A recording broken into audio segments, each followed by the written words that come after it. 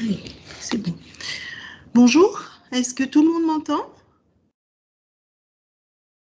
Oui, bonjour. Bonjour, Bonjour. bonjour mesdames, bienvenue sur cette réunion d'information sur le bachelor RH et transformation digitale.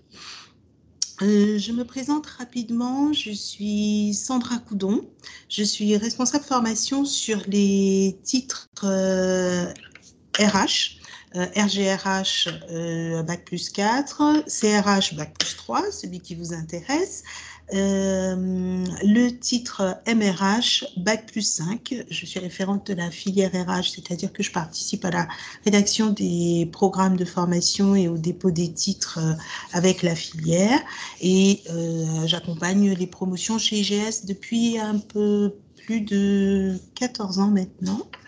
Donc, si vous intégrez le titre CRH, chargé des ressources humaines, ben, j'aurai la chance de pouvoir vous accompagner sur votre formation. Donc, pour vous présenter rapidement, est-ce que vous voyez bien mon écran déjà? Oui. Oui, d'accord, très bien. Donc, on va passer à la slide suivante.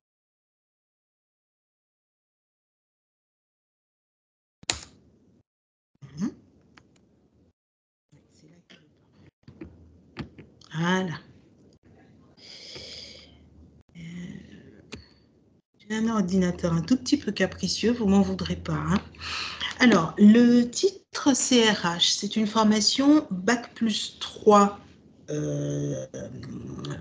4, tout dépend de là où vous intégrez, de l'école ou de l'entreprise que vous intégrez en fonction de sa grille. Mais c'est un titre qui est délivré Bac plus 3 ou Bac plus 4. C'est une formation de niveau 6, reconnue par le RNCP, d'accord. Alors, l'ancienne nomenclature, c'était niveau 2. Mais maintenant, nous sommes passés à la nomenclature européenne et c'est une formation de niveau 6. Cette formation, elle est dispensée au sein de la filière RH de la formation continue groupe IGS, qui est composée, elle, de 3 filières, donc la filière management, la filière relations clients et la filière RH. Donc, celle qui vous intéresse, c'est la filière RH.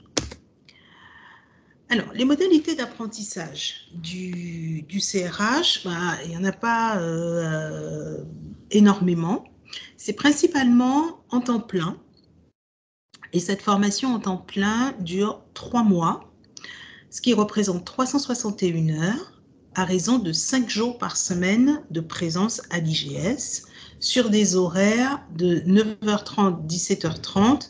Alors, ce qui pourra peut-être un peu évoluer et passer de 9h à 17h.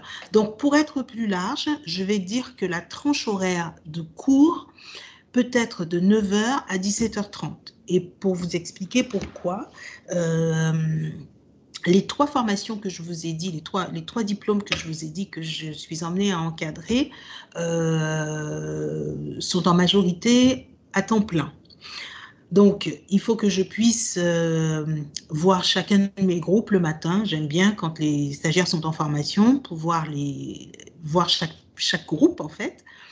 Et pour ça, si je mets tout le monde en début de cours à 9h, ben, je ne peux pas me découper et être dans les 3 salles ou 4 salles en même temps. Si je mets tout le monde à 9h30, c'est la même problématique. Donc, j'essaye de jongler entre 9h et 9h30 en fonction des groupes pour démarrer. Donc, si vous commencez à 9h, vous finissez à 17h. Si vous commencez à 9h30, vous finissez à 17h30. Voilà la raison. Ensuite, sur cette modalité CRH à temps plein, il y a un système d'évaluation qui se fait par cas individuel, par étude de cas individuels. Ce sont des cas d'entreprise qu'on vous propose pour travailler vos fins de bloc, vos évaluations, ou des évaluations collectives. Ça peut être l'un ou l'autre. Et certaines sont assorties d'un oral, mais nous aurons tout à l'heure un temps dédié à l'évaluation. On reviendra dessus. Après la validation des blocs de compétences, il y a les dossiers professionnels. Le dossier professionnel, c'est un travail de fin d'études que les apprenants réalisent sur un thème choisi, un thème RH choisi, et ce dossier est assorti d'une soutenance individuelle devant un jury. Il est accompagné, ce travail, accompagné d'une méthodologie et accompagné d'un tuteur méthodologique pour un accompagnement individuel sur la rédaction du dossier professionnel. Et en fait, on vous laisse entre 4 et 6 mois après la fin de la formation pour rendre ce dossier professionnel qui s'apparente à un mini-mémoire. Donc c'est pour ça qu'on a mis le mot mémoire, c'est pour vous donner un petit peu une idée de ce que ça représente, ce que c'est en fait. Pour intégrer la formation, il faut être titulaire d'un bac+2 ou du bac, d'accord.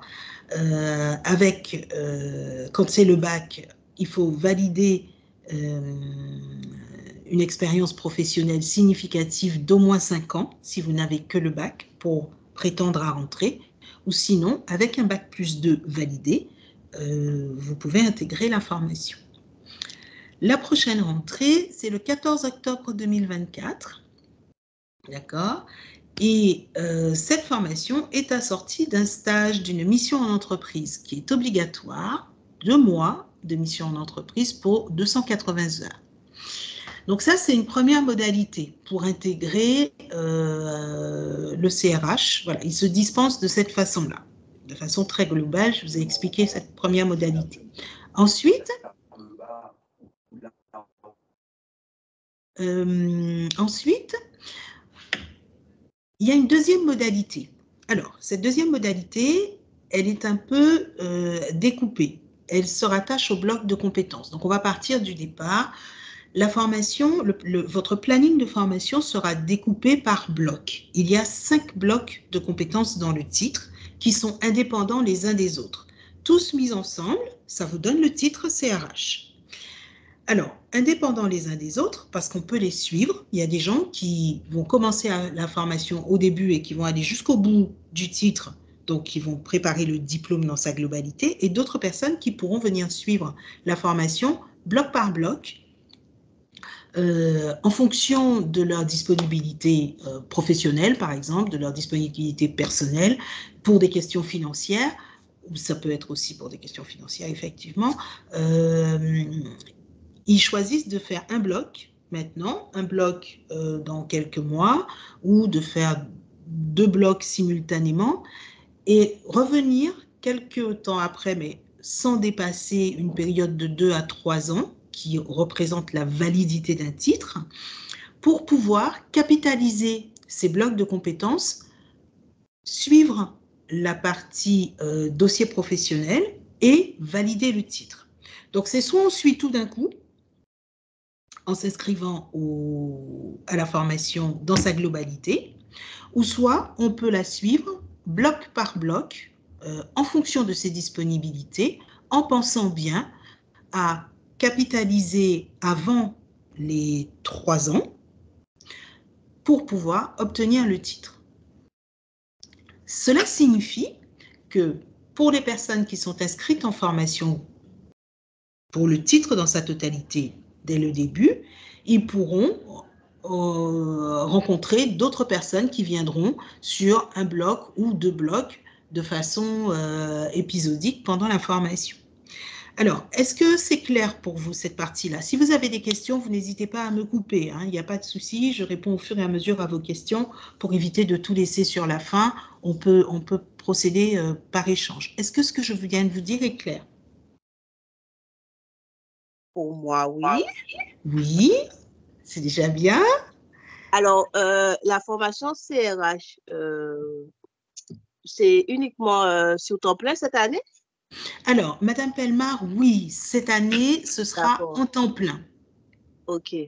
D'accord? Pour les dates 2024 que je vous ai données, ce sera en temps plein.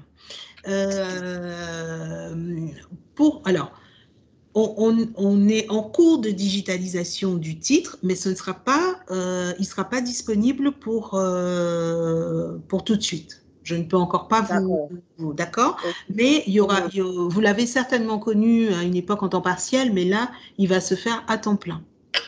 Oui, Oui, d'accord. OK, pas de D'accord? souci. Voilà. Est-ce qu'il y a d'autres questions ou on passe à la suite? Non? Alors, on va passer à la suite. Alors, je vous ai parlé de capitalisation tout à l'heure. Donc, le principe de capitalisation, il est valable pour tous les programmes de la formation continue chez IGS, puisque tous nos titres sont articulés en blocs de compétences et chaque bloc de compétences peut être validé de façon indépendante. Et ensuite, la somme de la validation de chacun de ces blocs vous permet, avant une période de 3 ans, de pouvoir présenter le diplôme. D'accord? Donc, au final, ceux qui passent par la capitalisation obtiennent exactement le même diplôme que ceux qui l'ont fait en temps plein. Il n'y a aucune différence. D'accord? Donc, ça permet une vraie individualisation des parcours. Ça donne l'opportunité de construire son propre parcours à son rythme, c'est ce que je vous ai dit tout à l'heure, et elle répond à une double logique, cette capitalisation, c'est l'acquisition de compétences, donc pendant la formation, via la formation, et la reconnaissance, puisque ce sera aussi un titre certifié avec un diplôme au bout. Donc pour plus de précision sur la partie capitalisation. Le bachelor, lui, en termes d'objectifs généraux de formation, il est bâti autour de 5 expertises clés, c'est-à-dire le SIRH, le pilotage de la paie, l'administration RH, le recrutement et la formation. Il apporte à chaque participant toutes les compétences qui sont nécessaires pour travailler dans un environnement back-office et dans un contexte de transformation digitale. Donc ça, c'est une partie qui va être importante dans ce titre, dans le bachelor. Les objectifs pédagogiques de ce titre, c'est être capable de gérer l'ensemble des processus qui sont liés à l'administration du personnel, à la formation et aux relations sociales. C'est pouvoir contribuer à la mise en œuvre d'un SIRH et l'adapter au processus de l'entreprise. D'accord ? C'est aussi la possibilité d'encadrer, de faire du management, de superviser les collaborateurs qui sont en charge de la paie, donc d'être en management de la paie, tout ce qui est lié aux déclarations sociales et fiscales. Donc ça vient couvrir le volet pilotage de la paie. C'est contribuer à l'élaboration du plan de formation, d'accord, pour la partie axe formation du titre. Et c'est aussi être capable de mettre en œuvre ce plan de formation et de le gérer de façon opérationnelle. Donc, ça tombe bien qu'on parle d'opérationnalité là parce que c'est vraiment un titre qui est dans le pratico-pratique. Donc, comment on fait? C'est vraiment un titre opérationnel. On n'est pas dans la partie, on va s'appuyer sur la stratégie d'entreprise, on va s'appuyer sur les grands axes stratégiques de l'entreprise pour pouvoir faire, mais on n'est pas dans la stratégie, on est dans le comment on fait. C'est aussi piloter le recrutement, savoir identifier des besoins de recrutement en lien avec la marque employeur, d'accord, intégrer les collaborateurs afin de les fidéliser. Pour vous, c'est quoi l'objectif? Ben, c'est acquérir un titre Bac plus 3 à 4, d'accord? Un titre reconnu par France Compétences, un titre RNCP, qui est tout de suite valorisable sur le marché du travail. C'est pour préparer votre évolution interne, mais c'est aussi pour préparer votre employabilité, parce qu'on n'est pas toujours, on ne fait pas toute sa carrière au sein de la même entreprise, donc il faut aussi penser à l'employabilité. Et en fait, c'est un titre qui est très global, GRH global, et qui vous accompagne vraiment, qui aide vraiment à vous accompagner dans votre transition, dans une transition de carrière. D'accord? C'est vraiment un titre généraliste RH. Voilà pour la partie objectif de la formation.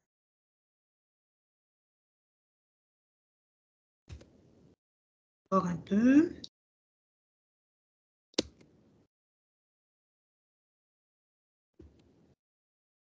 Vous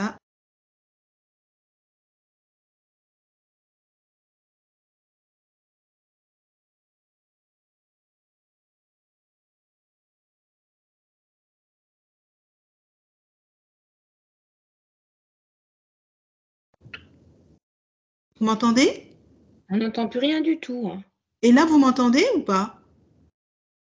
Oui, là maintenant, on vous entend. Oui, parce que j'ai vu que le Enfin, son moi, j'entends. était coupé. Est-ce que tout le monde m'entend?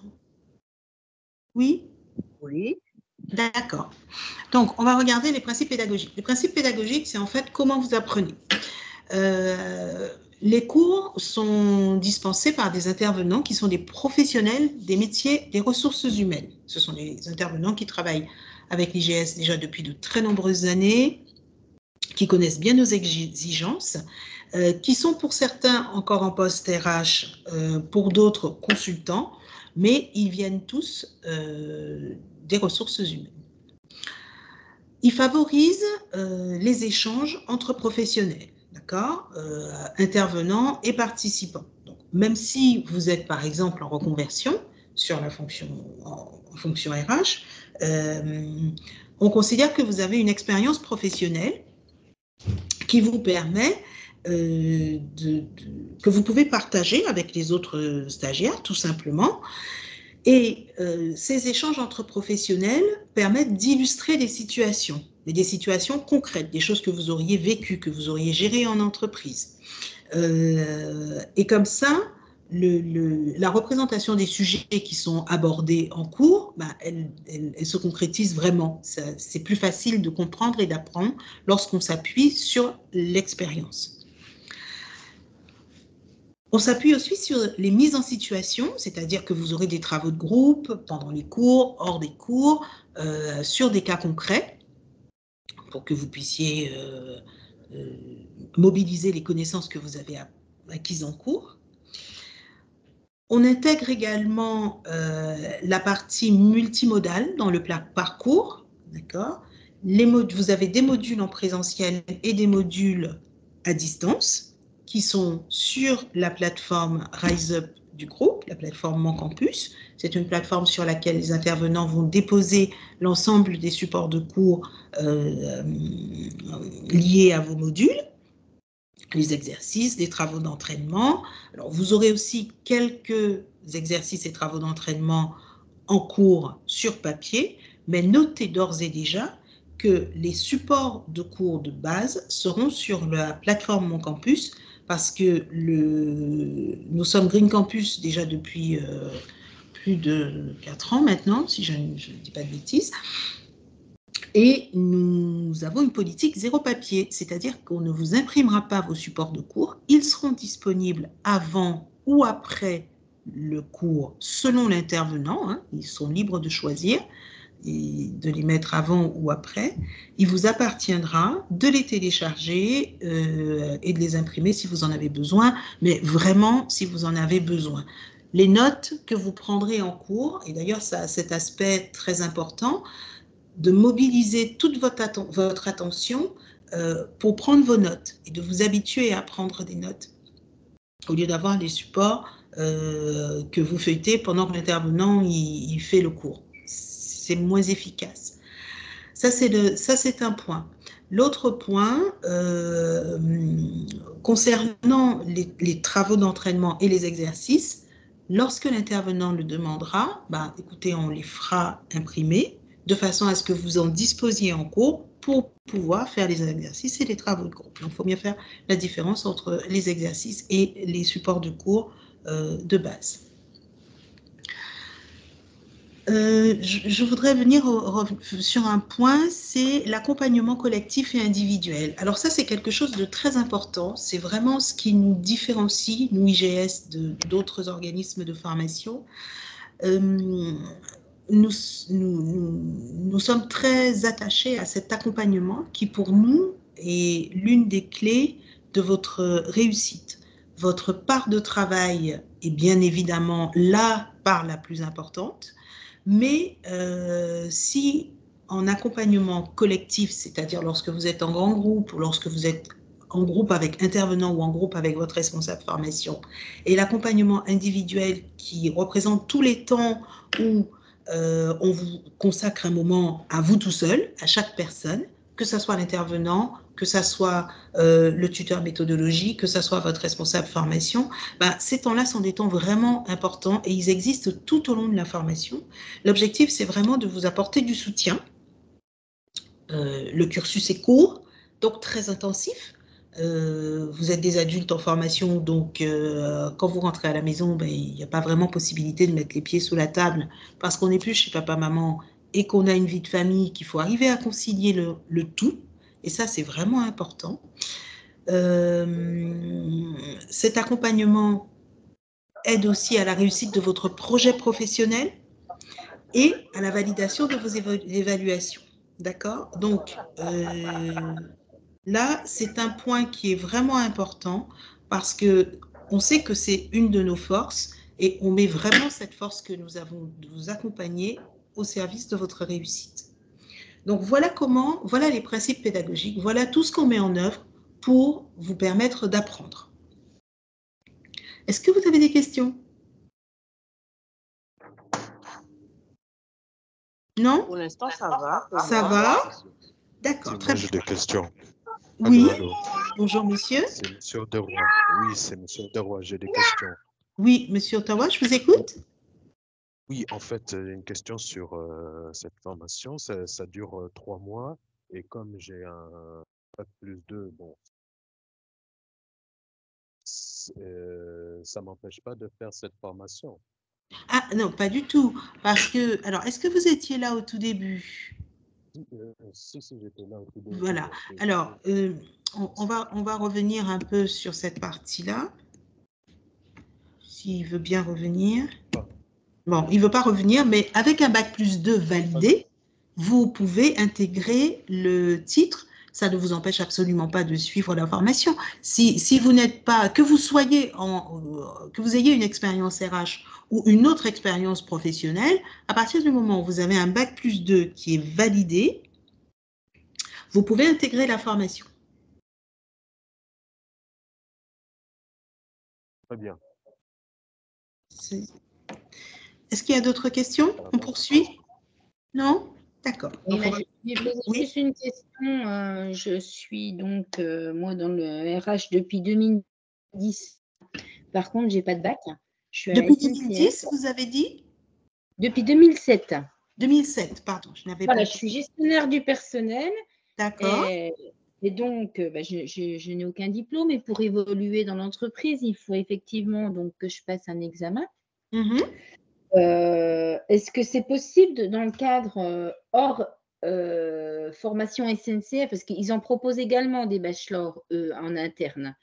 Simplement qu'il y a une sélection et ils en prennent, on va dire, je crois une vingtaine sur toute la France. Oui. Voilà. Alors, donc, moi, ma question, c'est est-ce qu'il est possible par mon compte CPF, de pouvoir faire cette formation, en fait, sans passer par l'interne? Oui, absolument. À partir du moment où votre employeur valide votre période d'absence, votre autorisation d'absence, si vous n'avez pas… Alors, vous avez commencé tout à l'heure en disant que vous n'aviez pas de diplôme, donc vous n'avez pas le bac. Non. Alors, si vous n'avez pas le bac, nous avons la possibilité de vous faire passer un examen qui s'appelle la validation du niveau d'entrée. En fait, c'est un examen qui vient se substituer au prérequis que vous n'avez pas. Le prérequis, c'est bac plus 2 ou bac. D'accord? Avec 5 ans d'expérience professionnelle. Donc, vous êtes dans le cas où vous n'avez pas le bac, et vous n'avez pas le bac plus 2, mais on ne vous ferme pas pour autant la porte, puisque vous avez peut-être les capacités à suivre la formation. Donc, on vous propose de passer un examen de validation du niveau d'entrée, écrit et oral. J'ai déjà passé les barrages, en fait, parce que j'ai déjà tenté, via le biais interne, d'intégrer cette formation et je n'ai pas été retenue. Vous avez passé la VNE à l'IGS? Oui. Et vous l'avez validée, la VNE? À Paris. Est-ce que vous l'avez validée? Mais je n'ai pas les résultats. Alors, je sais que j'ai eu plusieurs entretiens. Et ces entretiens, ils ont eu lieu où? À Paris. Dans le 17e? Oui. D'accord. Bon, alors, ce que je vous propose, c'est là, on est sur un cas un peu particulier. Il faudrait que vous reveniez vers nous via votre conseillère formation, soit Madame Stinzi, soit Madame Nouriga ou Madame Tarat, je ne sais pas qui est votre conseillère formation, et de façon à ce qu'on puisse voir ce qui s'est passé au niveau de la VNE, si vous l'avez validé ou pas, mais il faut qu'on ait un petit peu plus d'informations. D'accord, ok. D'accord? Donc là, il faut que je contacte par téléphone, en fait. Oui, vous pouvez rappeler votre conseillère par téléphone et elle vous remettra en contact avec moi. Et on regardera ce que vous avez fait chez nous. D'accord. Eh bien, écoutez, je vous laisse alors. Je vous souhaite une bonne journée. Merci beaucoup. Mais je vous en prie, madame. Merci. Au revoir. Au revoir. Alors, donc on poursuit. Donc, ce que je disais à cette dame, c'est aussi valable pour d'autres personnes qui n'ont pas le bac avec 5 ans d'expérience ou bac plus 2, il y a possibilité, via l'examen d'entrée, de pouvoir, si l'examen est validé, intégrer la formation. Alors, nous avons encore des choses à nous dire. Je vous ai parlé de suivre la formation par bloc de compétences. Je vous ai dit que les titres étaient constitués et articulés autour de blocs de compétences. Sur le CRH, il y en a 5. Donc, le bloc 1, c'est le bloc dédié à l'administration RH et au reporting RH. Le bloc 2 est le bloc sur le pilotage de la paye. Le bloc 3, le bloc sur la formation, il s'appelle gérer la formation. Le bloc 4 est consacré au pilotage des processus de recrutement et d'intégration. Et le bloc 5, toute la partie SIRH et transformation digitale. Voilà les 5 blocs de compétences qui constituent le titre CRH et qu'il faut valider via les évaluations dont on a parlé au début et on reviendra dessus tout à l'heure. Ensuite, il y a le bloc transverse qui est celui du dossier professionnel. D'accord ? Donc, en général, pour aller à la validation du dossier professionnel, on fait en sorte que vous ayez validé vos 5 premiers blocs de façon à ce que vous puissiez vous consacrer complètement au dossier pro sans avoir de blocs non validés. Le détail du programme. Donc, les 5 blocs, ceci reprend exactement la même chose, donc on ne va pas le répéter. Alors, on ne va pas détailler bloc par bloc. La présentation, vous allez la recevoir par mail et vous pourrez aller lire le contenu de chaque bloc. Ce que je vais simplement faire, c'est vous préciser les objectifs de chaque bloc. Donc, le bloc 1 sur l'administration RH et le reporting RH, son objectif, c'est de vous permettre de maîtriser les étapes qui sont indispensables à la gestion quotidienne du personnel. D'accord ? Bien évidemment, tout ceci en respectant la législation. Et c'est valable pour chaque salarié de son entrée à sa sortie. D'accord ? Les compétences sont indiquées là, vous en prendrez connaissance, sinon nous n'aurons pas le temps d'aller au bout. Concernant le bloc 2, qui est sur le pilotage de la paye, l'objectif, c'est de fournir des payes et des déclarations sociales dans le respect de la réglementation et de contribuer à la maîtrise de la masse salariale. Donc, c'est au niveau de ce bloc-là, de ces compétences de bloc, que vous aurez à manager une équipe paye, par exemple, et à gérer toute la partie déclaration sociale et paye.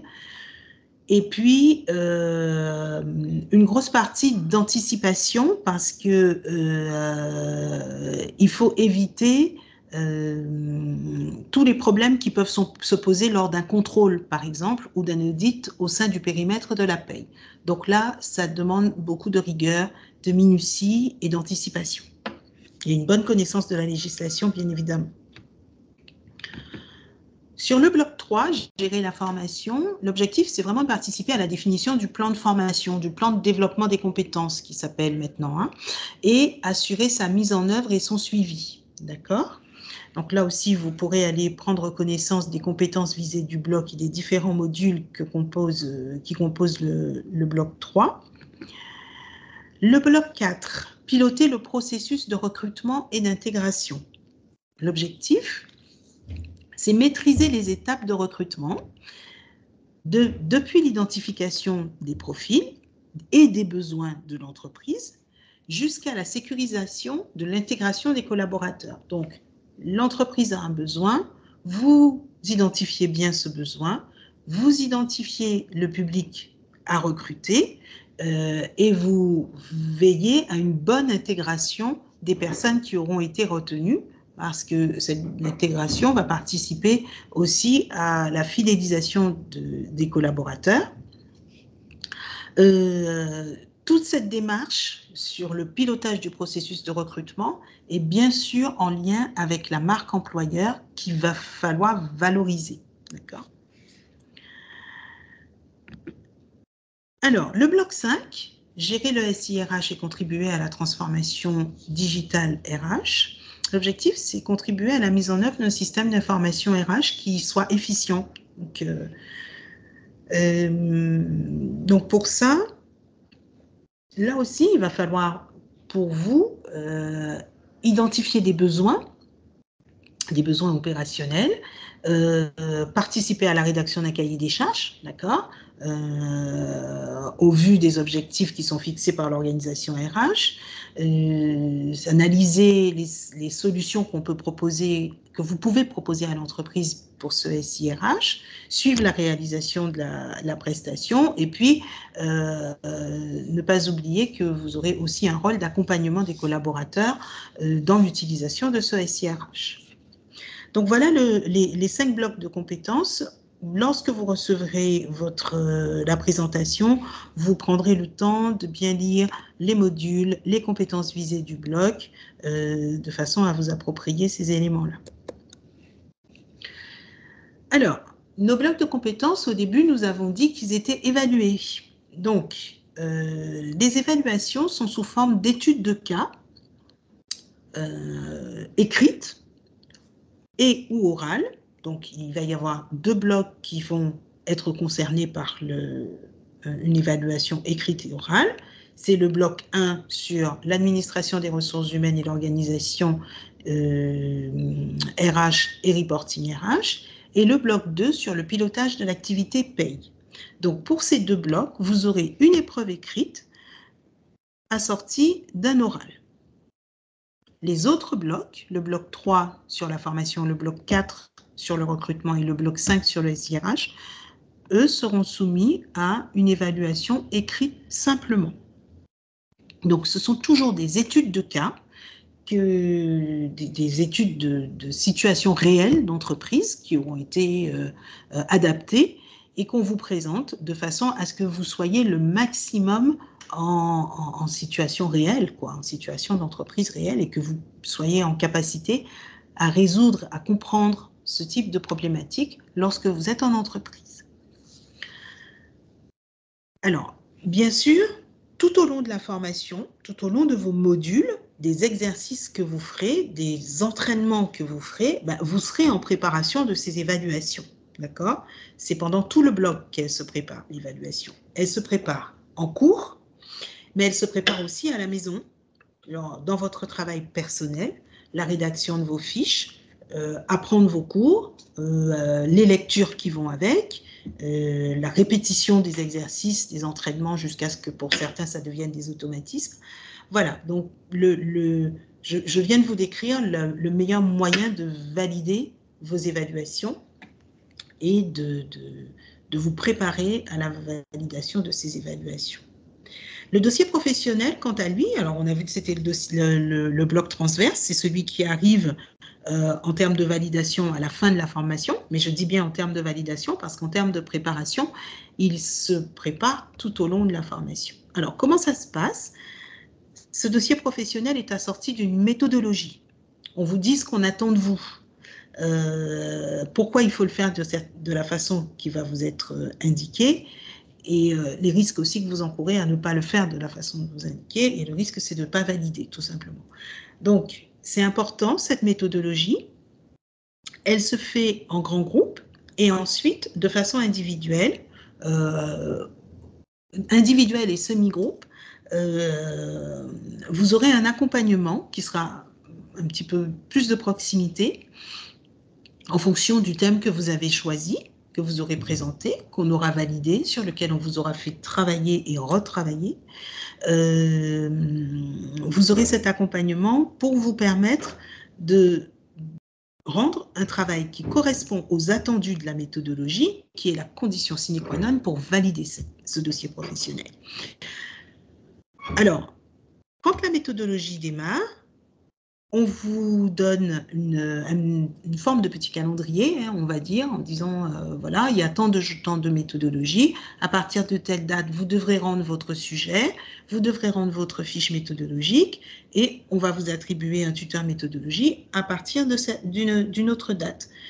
Une fois que vous aurez ce calendrier, une fois que vous aurez ces dates, eh bien, il faudra faire le maximum pour rester dans ce calendrier, de façon à ne pas prendre de retard. La formation théorique, lorsqu'elle sera terminée, on vous laissera entre 4 et 5 mois, maximum 6 mois, grand maximum 6 mois, pour pouvoir rendre votre travail écrit et le soutenir. D'accord ? Cette période-là est faite pour finaliser votre travail, pour aller dans le fond de votre travail. Il ne faut pas attendre la fin de la formation théorique pour commencer ce travail, pour coucher vos premières lignes. Sinon, vous risquez d'être en difficulté. Parce qu'il ne faut pas oublier qu'à la fin de la formation théorique, vous avez le stage de 280 heures dont j'ai parlé au début. Donc, ce stage va... pendant ce stage, vous n'aurez plus de cours, mais vous aurez votre travail de dossier professionnel à finaliser. N'oubliez pas ça. De toute façon, on sera toujours là pour vous aider à vous organiser dans ce travail. D'accord ? Est-ce que c'est clair pour vous ? Je parle beaucoup, mais si vous avez des questions, vous me coupez. Hein. Est-ce que c'est clair pour chacun de vous ? Oui, j'entends. Alors, je vous écoute. Je vous écoute. C'est M. Desrois, donc oui, je veux dire, une fois la formation effectuée, il faut obligatoirement effectuer un stage. Oui, le stage est obligatoire. La mission en entreprise est obligatoire. Sinon c'est considéré comme non validé. Ah oui, il faut valider vos blogs, votre dossier professionnel et votre stage. De toute façon, ce qui se passe très souvent, c'est que vous allez vous servir aussi des éléments de votre stage, une partie des éléments de votre stage à insérer dans votre dossier professionnel. Donc, vous en aurez besoin de ce stage. Il n'est pas facultatif. Donc, il faudra aussi penser à commencer à chercher votre entreprise. Dès que votre projet de formation prend bien forme, que vous avez votre financement et que vous êtes inscrit en formation, il faut commencer à chercher votre stage dès ce moment-là et même avant, j'ai envie de dire. Commencer à prospecter. Parce que nous, on n'a pas une banque d'entreprise à vous fournir pour que vous puissiez trouver un stage. La recherche du stage fait partie intégrante même de la formation. C'est comme si vous étiez en recherche d'emploi, en fait. Donc, c'est un bon exercice, mais il faut commencer assez tôt, puisque le stage dure que 2 mois. Il faut commencer assez tôt pour pouvoir avoir le maximum de chances de trouver votre entreprise. Bien évidemment, lorsque nous avons des offres via nos anciens stagiaires ou via nos partenaires et qu'on voit qu'ils peuvent correspondre au titre que vous préparez, bien sûr, on les fait circuler et on vous les propose. Mais la recherche de stage vous appartient.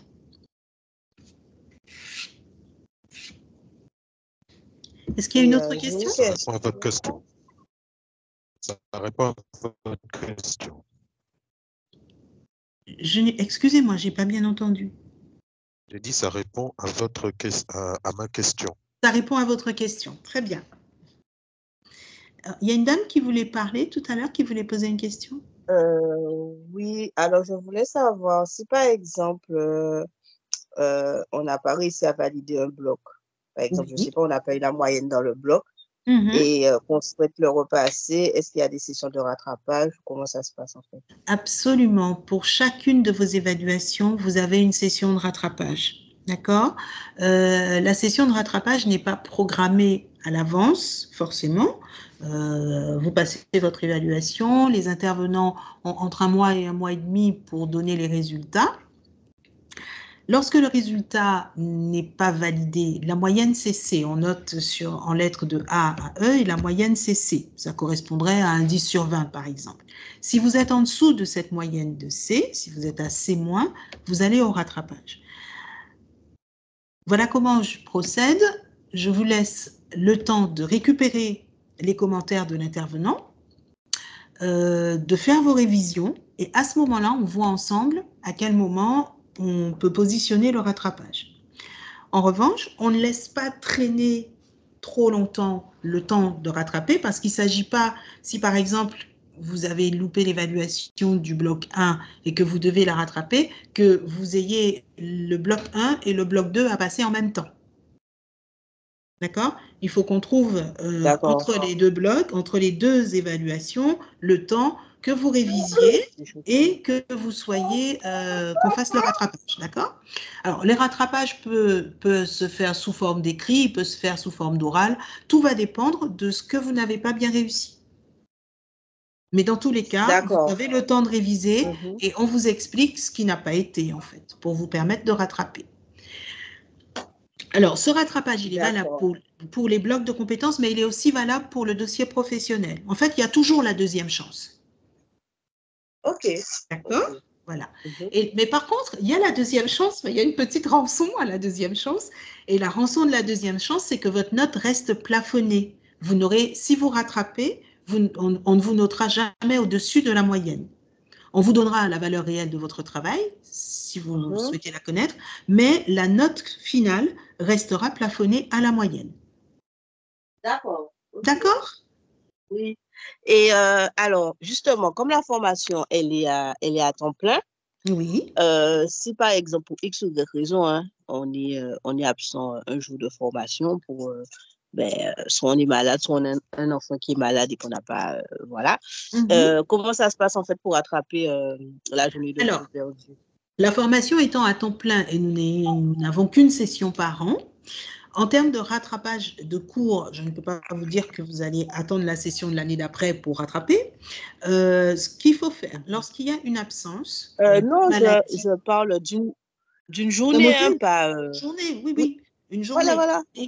Mais comme on a une seule session par an, un module, si le module fait 3 jours, par exemple, que vous avez loupé la deuxième journée, il vous restera la troisième journée et les notes de vos collègues de formation et l'intervenant à qui vous pourrez poser des questions sur le temps de formation que vous n'avez pas eu.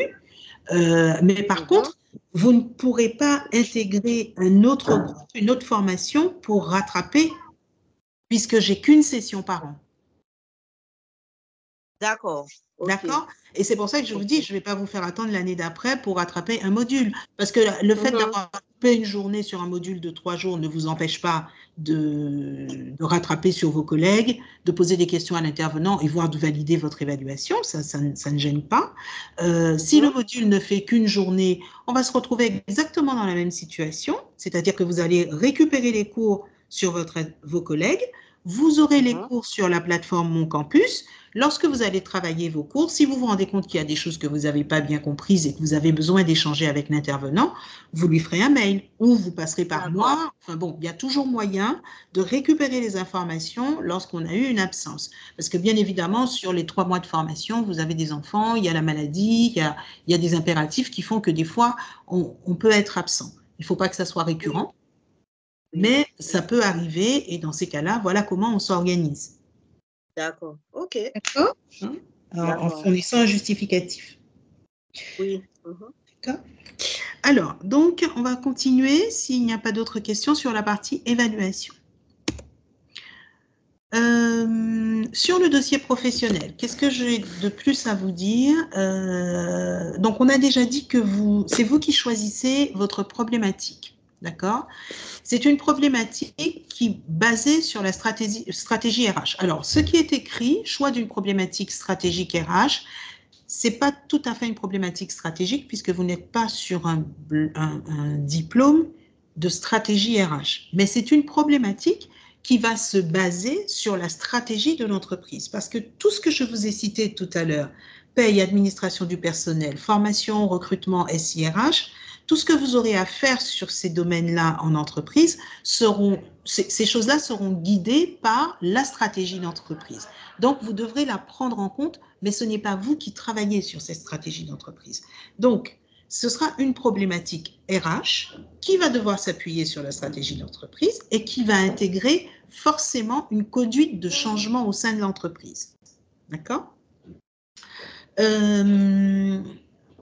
Ce travail permet de mettre en œuvre vos capacités d'analyse. Vous aurez identifié une situation, vous allez devoir faire un certain nombre de comparaisons, de lectures, de benchmarks, d'analyser ensuite vos résultats et de pouvoir proposer des préconisations. Une préconisation, ce n'est pas une solution, on ne vous demandera jamais d'aller jusqu'à la solution, mais on vous demandera de préconiser quelque chose, de dire comment ça pourrait se passer, quelle situation ou quelle, entre guillemets, des petites solutions. Alors, ce n'est pas la solution au problème, mais c'est vers quoi on va tendre pour résoudre. D'accord ? Qu'est-ce qu'on pourrait faire ? C'est le travail qui sera attendu. D'accord ?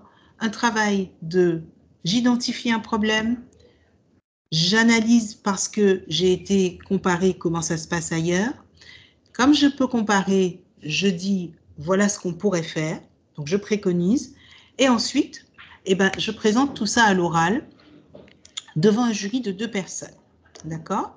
Le travail qui est demandé dans le dossier ne fait pas plus de 30 pages, entre 30-35 pages grand maximum. Ce n'est pas un mémoire d'une centaine de pages que vous rédigez, vous ne faites pas une thèse. C'est un exercice qui est plutôt simple et qui va, pour lequel, comment vous dire, la plus grande aide que vous pourrez avoir sera la méthodologie qui va vous être enseignée et les conseils que vont vous donner vos tuteurs méthodologie. D'accord ?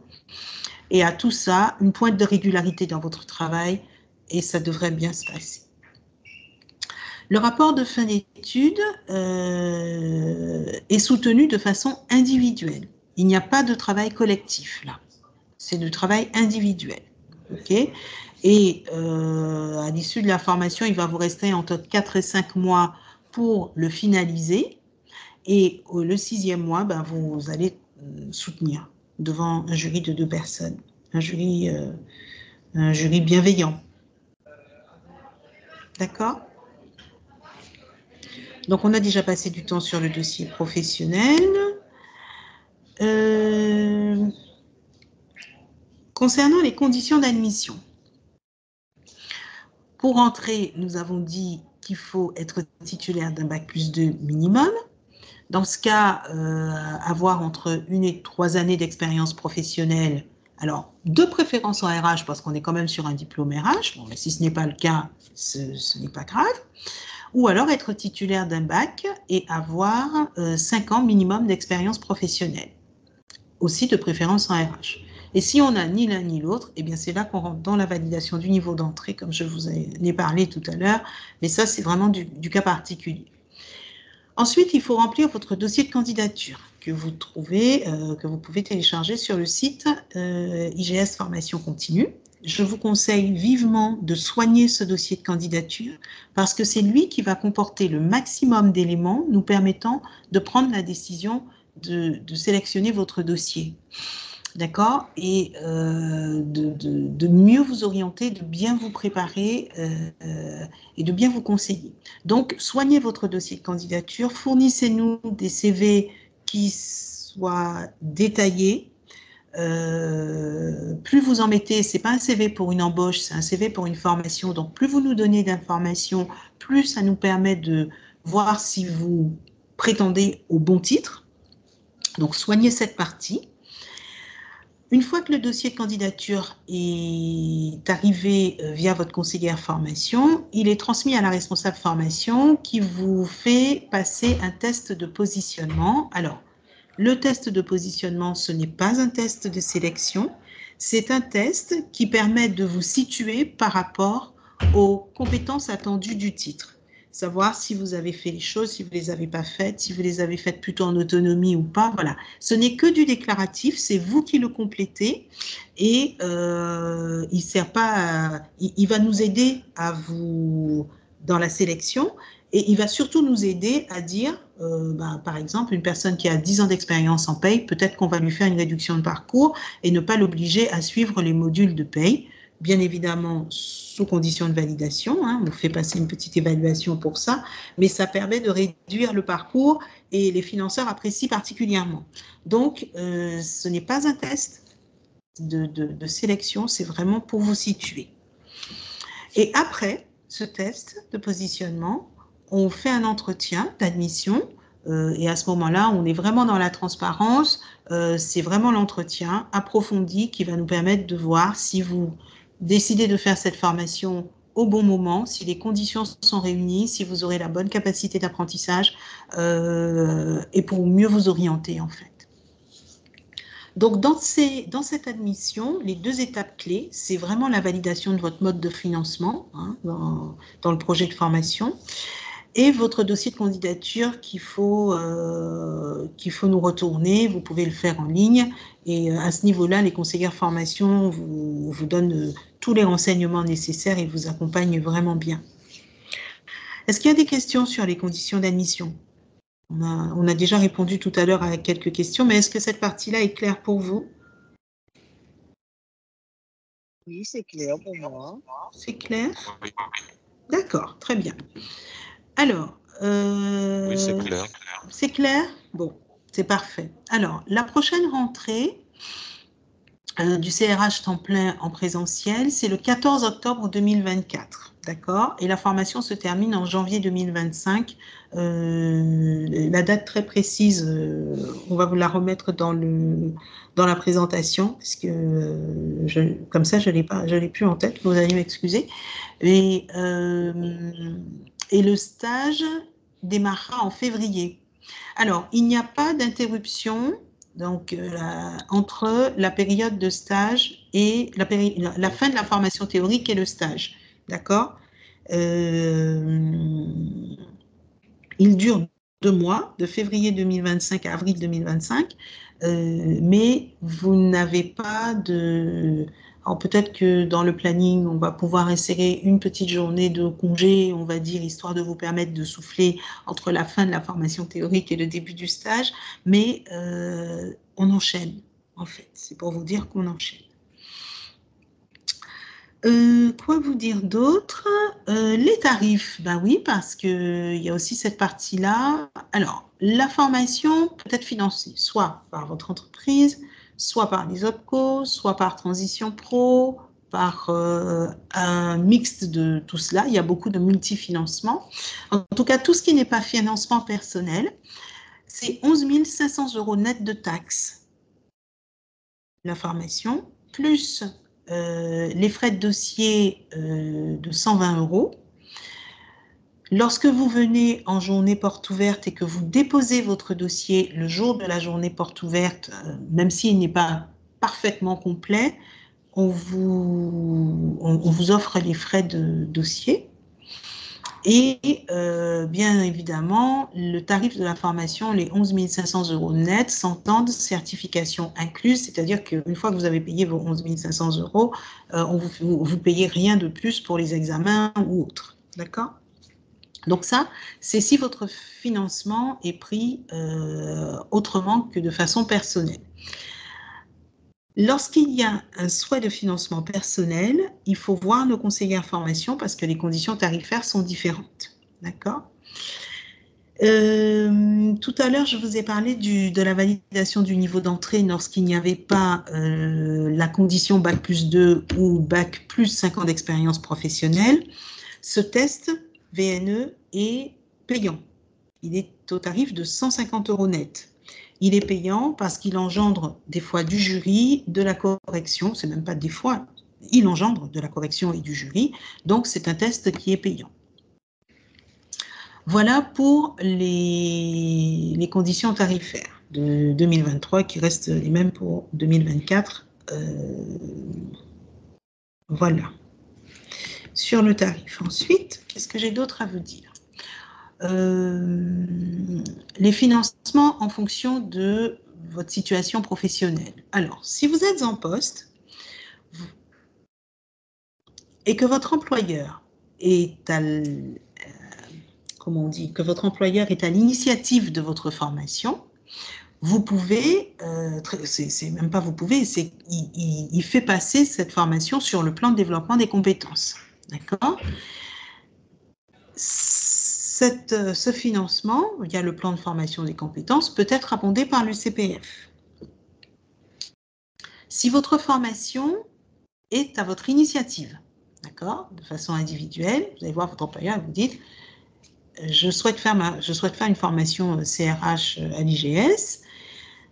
Vous pouvez financer votre formation de façon personnelle via un prêt ou via vos économies, en sachant que nous avons des partenaires, des banques partenaires.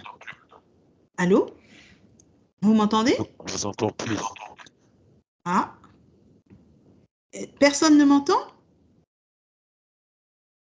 Si, on entend très bien. Vous m'entendez? Oui, on vous entend. Oui, allô, on vous entend. D'accord, Oui. J'ai pensé que quelqu'un m'avait dit qu'on ne m'entendait plus. Alors, donc, je disais que pour la question des prêts, nous avons des banques partenaires avec lesquelles nous avons des tarifs préférentiels. Donc, vos conseillères formation pourront vous donner ce type d'informations. À noter que vous pouvez mobiliser au CPF, mais il faut faire attention. Il y a un délai de 11 jours ouvrés avant le premier jour de formation pour la mobilisation du CPF. Mais là aussi, on vous accompagne dans cette démarche. Et vous pouvez, en cas d'initiative individuelle, également passer via Transition Pro, soit CDI, soit en CDD. Donc là aussi, pour Transition Pro, il y a un délai pour déposer votre dossier, pour sortir votre dossier. En général, il faut le sortir 4 mois avant le début de la formation, de façon à ce qu'il soit redéposé, complété avec votre admission à Transition Pro dans les 3 mois qui précèdent la formation. Alors, si vous êtes en activité partielle, il y a le FNE, d'accord, pour financer les formations. Ensuite, la possibilité de faire la formation aussi si vous quittez l'entreprise. Donc, c'est pareil, il peut y avoir du financement personnel, de la négociation transactionnelle avec l'entreprise. Ça peut être via un plan de départ volontaire ou une rupture conventionnelle, soit le plan de reclassement également. Vous avez aussi la possibilité du CSP, le contrat de sécurisation professionnelle. Toujours le CPF qu'on peut retrouver avec ce délai de 11 jours et le dispositif démissionnaire. D'accord? Donc, voilà les différentes possibilités si vous êtes en poste pour suivre la formation. Alors, si vous êtes demandeur d'emploi, le financement personnel est toujours possible. Le prêt études formation aussi. Là, on est dans un autre type de prêt. Toujours le CPF avec son délai de 11 jours. Il y a aussi, alors le CPF dans ce cas-là, il peut être abondé par Pôle emploi, si vous êtes demandeur, vous utilisez votre CPF. Il y a également l'AIF, par contre là on est sur un délai d'1 mois avant le début de la formation, qui est aussi un dispositif Pôle emploi. L'AIRE2, c'est un dispositif de la région, le délai est de 6 semaines. Il faut avoir fait votre demande. Nous devons déposer votre demande de financement 6 semaines avant le début de la formation. Et vous avez aussi le contrat d'apprentissage et le contrat pro. D'accord? Si vous êtes demandeur d'emploi, vous pouvez aussi, en trouvant une entreprise, faire financer votre formation via contrat pro ou contrat d'apprentissage. Voilà les différents types de financement. Alors, sachez que depuis bien longtemps, on n'utilise pas qu'un seul financement. C'est assez rare qu'on n'utilise qu'un seul. Il y a très souvent, comme il y a des restes à charge, il y a très souvent un multifinancement, un petit peu de transition pro, un petit peu de CPF, un petit peu d'AIRE, ça dépend. Voilà, tout dépendra de votre situation. Et voilà les différents cas. Alors, si vous voulez plus de précision sur ces cas, on n'aura pas le temps de tout détailler là parce que notre réunion va arriver, est arrivée à sa fin en fait. N'hésitez pas à en reparler avec vos conseillères formation. C'est vraiment un sujet qui est important et là-dessus, elles connaissent bien les délais, elles connaissent bien les financements, donc n'hésitez pas à vous rapprocher d'elles. Alors, juste pour vous indiquer que le groupe IGS est assez sensible à la question du handicap et nous avons une mission handicap, HandiGS, la mission du groupe IGS, qui nous permet d'accueillir des stagiaires en situation de handicap, de les accompagner dans leur recherche d'entreprise, par exemple, et de les accompagner pendant la formation, d'aménager les évaluations, d'aménager l'aspect mobilier aussi, si c'est nécessaire. Donc, vous avez un contact qui est Aude Ménène, donc vous avez là ses coordonnées, vous les aurez aussi lors de nos JPO et lors de la rentrée, hein, dans vos documents de rentrée, si vous intégrez la formation. Vous pouvez prendre contact directement et aussi passer par nous, mais vous êtes quasiment obligé de passer par votre responsable formation aussi pour la tenir au courant de un éventuel besoin de tiers-temps pour les évaluations ou de mobilier particulier. Donc, ne vous sentez pas gêné si vous êtes concerné. La partie inclusion, diversité est tout à fait dans la maîtrise du groupe. D'accord? Quoi d'autre? Les prochaines étapes dans votre processus de formation, c'est l'échange avec votre conseillère formation pour vous orienter et parler de votre financement, le financement de votre projet. C'est remplir votre dossier de candidature que je vous reprécise doit être clair, soigné, complet, ainsi que votre CV. Tant que faire se peut, lorsque vous envoyez vos documents, pensez à les renommer avec votre nom. C'est très aidant pour les réorienter, vos dossiers. Donc, soignez votre candidature.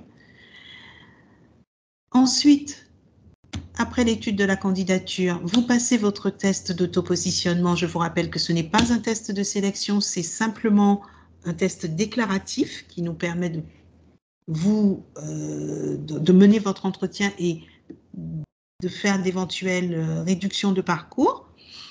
Vous passez votre entretien d'admission qui est un entretien qui se fait en toute transparence parce que là aussi, on vous aide à prendre une décision. Et l'inscription définitive intervient lorsque nous vous avons notifié de votre admission que la convention de formation et tous les documents contractuels de formation sont en notre possession dès qu'ils ont été signés par vous, vos employeurs, que nous les avons. Là, vous êtes inscrit définitivement et vous recevez une convocation pour le jour de la rentrée. Voilà les différentes étapes. Elles sont claires pour vous? Oui, Clair. pour moi, oui, ça va. Oui? Oui, oui, oui. D'accord. Oui, Très bien. ils sont clairs. Alors, donc, pour enchaîner, je prends contact avec ma conseillère, soit Madame Florence Tarad, soit Madame Anis Tinzi, soit Nadine Nuriga, que vous avez peut-être déjà en conseillère. Et si vous n'avez pas encore de conseillère attribuée, eh bien, vous déposez votre mail à le mail du groupe ou vous appelez le 80 97 56 99 ou vous passez par le site internet. Mais dans tous les cas, votre dossier, une fois déposé, sera attribué à une de ces 3 personnes et d'ailleurs, elles sont le manager de l'équipe des conseillers en formation, c'est Madame Taran. Donc, votre dossier ne sera pas oublié, ne sera pas perdu et on vous aidera dans votre orientation, dans le choix de votre financement, à prendre la bonne décision, à vérifier que vous en êtes bien sur la bonne formation pour que votre projet professionnel et votre projet de formation se réalisent dans les meilleures conditions. Voilà, nous sommes arrivés à la fin de la réunion d'information. Je vous remercie pour votre écoute. J'espère que les informations étaient claires pour vous. Merci beaucoup. Vous recevrez la présentation. Et je vous en prie, monsieur, avec plaisir. Et on se croisera certainement dans les locaux de l'IGS. Passez une très bonne fin de journée et une très bonne année à vous. Merci, vous aussi. Au revoir. Merci, au revoir.